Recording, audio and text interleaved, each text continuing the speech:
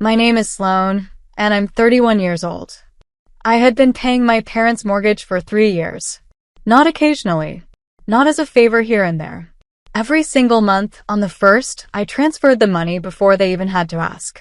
My father had taken a bad fall at work when I was 27, and the disability payments barely covered groceries. My mother hadn't worked in over a decade. My younger brother, Conrad, was the golden child, the one who'd gone to a prestigious college on our parents' dime, landed a corporate finance job in the city, bought himself a sleek apartment downtown, and spent his weekends on ski trips with his friends. Conrad never once offered to help with the mortgage. Not once. But somehow, in our family's unspoken ledger, Conrad was the success story, and I was the one who had quietly held everything together from the shadows while nobody kept score. That Thanksgiving, I drove 2 hours to be there. I had worked a double shift the Wednesday before. I'm a nurse practitioner, and November is brutal at the clinic, but I still showed up on time with a homemade sweet potato casserole and a bottle of wine. The house smelled like turkey and my mother's lavender candles. For a moment, standing at the door, I let myself believe it was going to be a good day. Conrad was already there, holding court at the dining table, making everyone laugh about some trip he'd taken to Portugal. My father was nodding along with that proud, glassy look he always gets when Conrad talks. I set my casserole on the counter, said my hellos, and sat down. Things were fine at first. Neutral, the way family gatherings are when everyone is still on their best behavior. Then my mother brought up money. It started with something small, a remark about the water heater needing to be replaced. I said I could look into it after the holidays. That should have been the end of it. Instead, my mother set down her fork, looked at me across the table, and said, with Conrad and my father and my aunt all watching, that she didn't understand why everything with me was always a negotiation. I told her it wasn't a negotiation. I was just saying I'd handle it. And then she snapped. Not raised her voice slightly. Snapped. Sharp and sudden and loud enough that my aunt flinched. "You're just a burden," she said. "Always have been." The table went absolutely silent. I felt the words land somewhere in my chest, in that specific place where old wounds live. I had heard versions of this before privately, in arguments behind closed doors. But never in front of everyone. Never at a holiday table with food still steaming on the plates. And then Conrad laughed. Not nervously. Not awkwardly, the way you laugh when you don't know what else to do. He actually laughed, leaned back in his chair and said, "At least I make this family proud." My father said nothing. My aunt looked down at her plate. I sat there for exactly 3 seconds. I remember counting because I needed something to hold on to, and then I put down my fork. I stood up. I didn't raise my voice. I didn't cry. I didn't say a single word. I picked up my purse from the back of my chair, walked to the front door, and left. I drove home in the dark with the radio off. I didn't call anyone. I didn't text. I just drove, and when I got home I sat in my car in the parking garage for a long time, not crying, not angry, just very, very still. Like something had shifted inside me, and I was waiting to understand what it was. The next morning, I woke up and I made a decision that felt less like a choice and more like the only logical conclusion of everything that had happened. I stopped the mortgage payment. I didn't cancel it in a rage. I didn't fire off a message explaining myself. I just logged into my bank account, found the scheduled transfer, and deleted it. Then I went to work. The weeks that followed were quieter than I expected. My mother didn't call to apologize. Conrad didn't reach out. My father sent me a single text 3 days after Thanksgiving that said, "Hope you're okay." Nothing about what had been said, nothing about the way the evening had ended, just that small, careful message that asked nothing and offered nothing. I replied with a thumbs-up emoji and left it at that. I focused on work. I picked up extra shifts.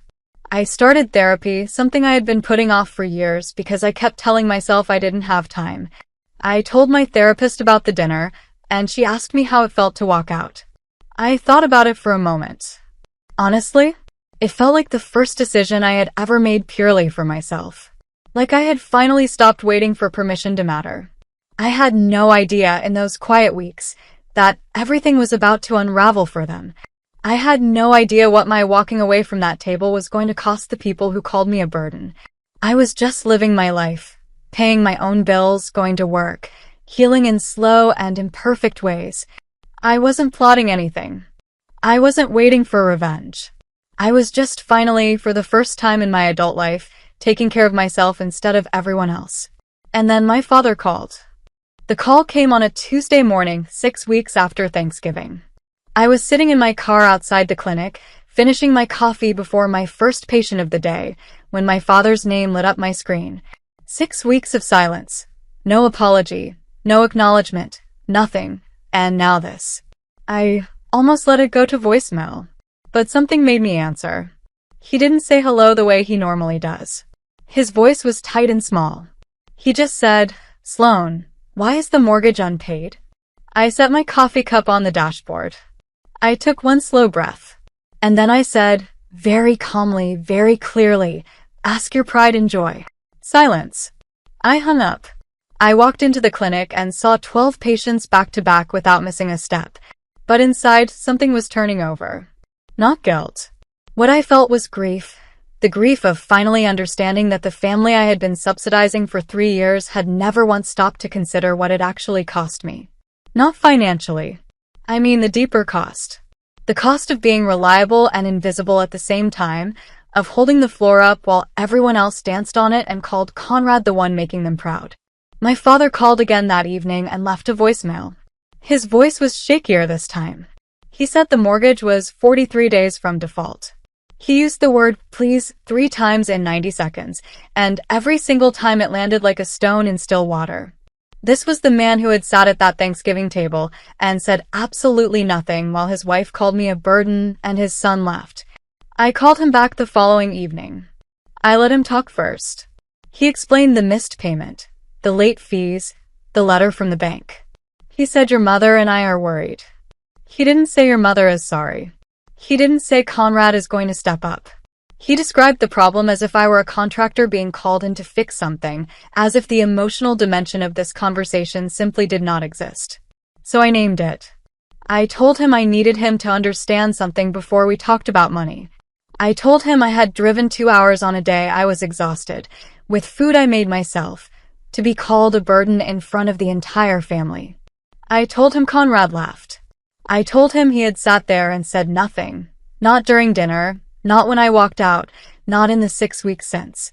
I told him I needed him to actually hear that. A long silence.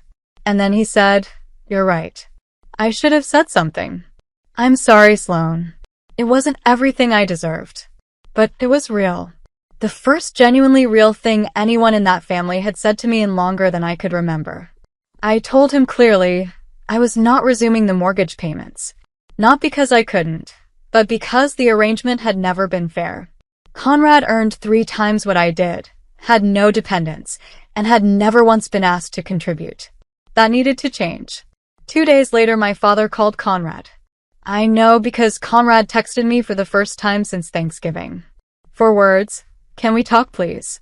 When we finally spoke, he was defensive at first, then quiet, then something I had never heard from him, ashamed. His apology had caveats in it, the way apologies do when someone is still partly protecting themselves. But he said the words.